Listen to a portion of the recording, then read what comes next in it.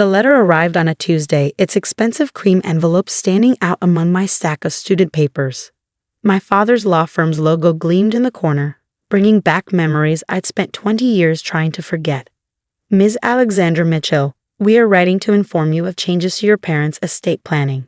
I set the letter down, my hands trembling slightly. After 2 decades of silence, this was how they chose to communicate. Through their lawyers. My name is Alexandra Mitchell, though these days most people know me as Ms. Mitchell, founder of Bright Horizons Academy. At 42, I've built something I'm proud of, something that matters. But 20 years ago, I was just a disappointed daughter being cast out of my family for choosing the wrong career path. The memory of that night still burns clear in my mind. My father, Richard Mitchell, standing in his mahogany-paneled study, my teaching program acceptance letter crumpled in his fist. Teaching. He'd spat the word like it tasted bitter. We didn't pay for 4 years at Princeton so you could waste your life babysitting other people's children.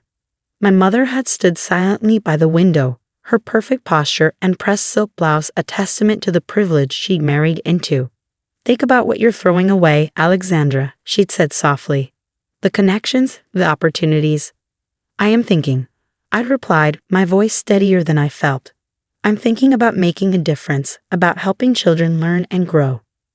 Spare me the idealistic nonsense, my father had cut in. If you want to throw away your potential, fine, but don't expect us to support this phase. He torn the acceptance letter in half, letting the pieces flutter to his imported Persian rug. Choose now. Either join the firm as planned or leave with nothing. I'd chosen nothing. Now, 20 years later, I stared at the law firm's letter, wondering what could have prompted this sudden contact. I'd heard bits and pieces about my family over the years, mostly through old school friends. My father had expanded his firm, opened offices in 3 more cities. My mother still chaired the hospital board's charity committee. They'd written me out of their will years ago, a fact they'd made sure reached me through mutual acquaintances. Ms. Mitchell, my assistant Jenny, poked her head into my office. The parent council meeting starts in 5 minutes. I tucked the letter into my desk drawer. Whatever my parents wanted could wait. I had a school to run. Bright Horizons Academy hadn't started as a grand vision. After leaving home that night with nothing but a backpack and my savings, I completed my teaching certification and taken a job at an inner-city public school. The challenges there, underfunding, overcrowding, students falling through the cracks, had sparked an idea. What if education could be different?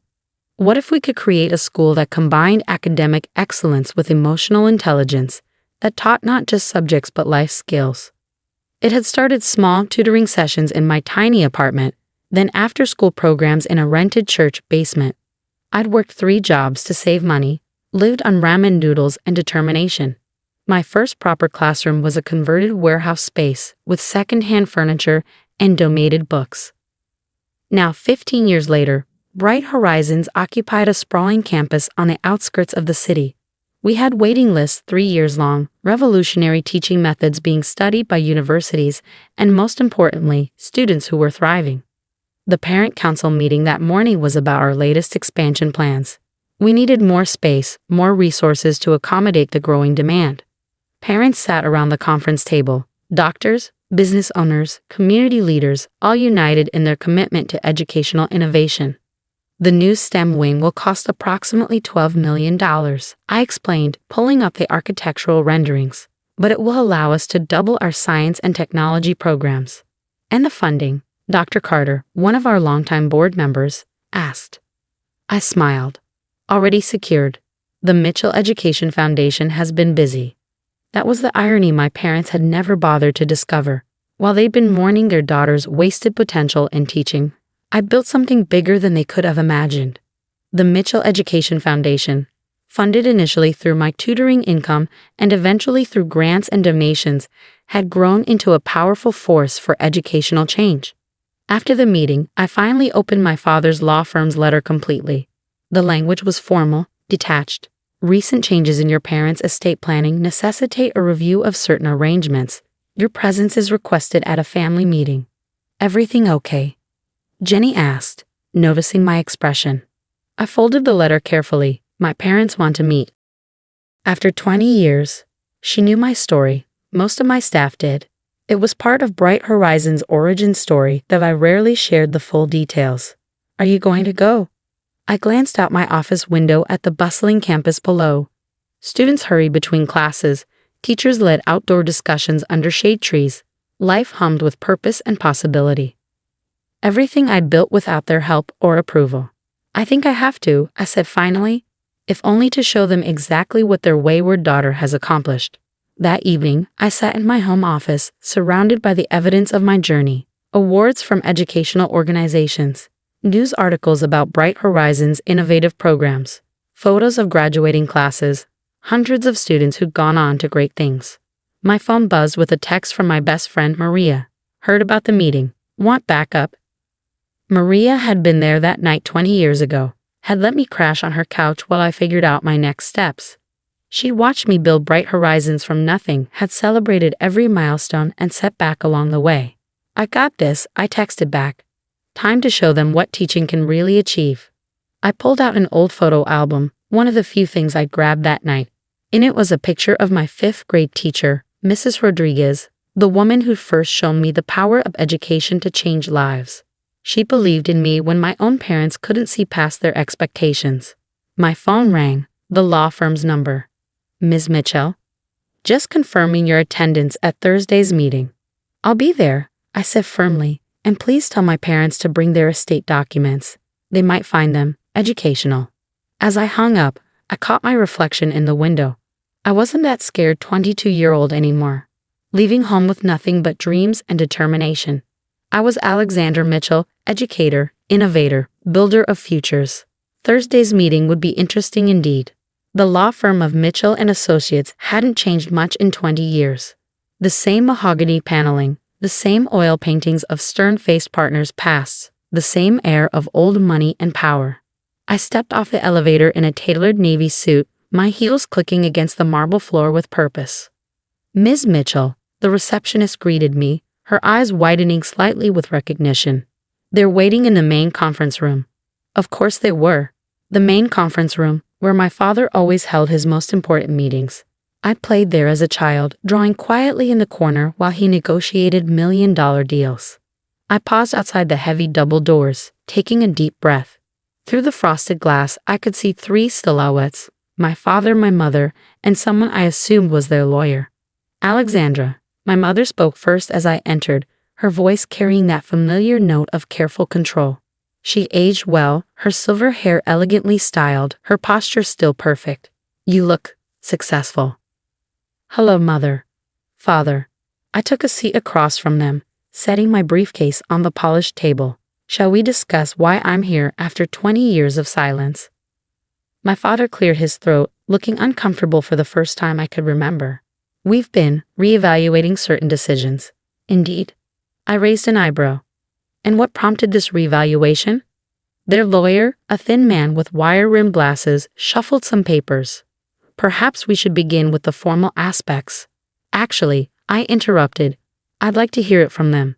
I looked directly at my father. Why now? He shifted in his chair, his legendary courtroom confidence nowhere to be seen. We saw the article in Forbes. About Bright Horizons Academy. Ah, the article. America's most innovative educator. How Alexandra Mitchell is revolutionizing private education. It had come out last month, complete with a detailed analysis of our $100 million endowment and growing national influence. Fascinating reading, my mother added quickly. We had no idea. No, you didn't, I agreed calmly. You were too busy being ashamed of my career choice to notice what I was building. Alexandra, my father started, but I held up a hand. Let me finish. For 20 years, you've had nothing to say to me. No calls, no cards, not even when Bright Horizons won the National Excellence in Education Award. Not when we opened our second campus, not when the governor appointed me to the State Education Board. I pulled out my tablet, bringing up our latest financial reports. Would you like to know what your wastrel daughter has been doing while you were pretending she didn't exist? Without waiting for an answer, I began presenting the numbers. Our annual budget, our expansion plans, our scholarship programs.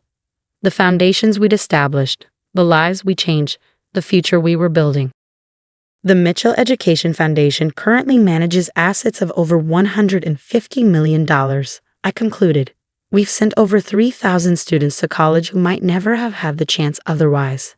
And yes, Father, some of them even became lawyers. The silence that followed was deafening. My mother dabbed at her eyes with a monogrammed handkerchief. My father stared at the financial reports, his expression unreadable. "Why didn't you tell us?" he finally asked.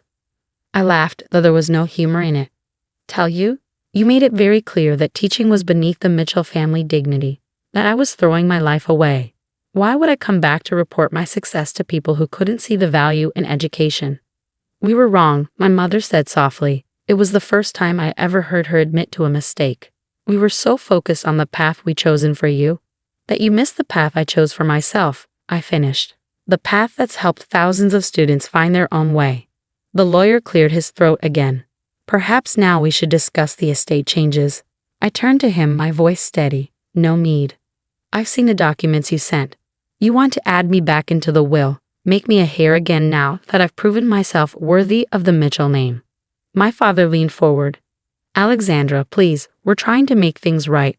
"Make things right?" I opened my briefcase and pulled out a folder. "These are the names of every student who's graduated from Bright Horizons in the past 15 years. Their stories, their achievements, their dreams. This is what making things right looks like." I stood up, smoothing my skirt. "Keep your money.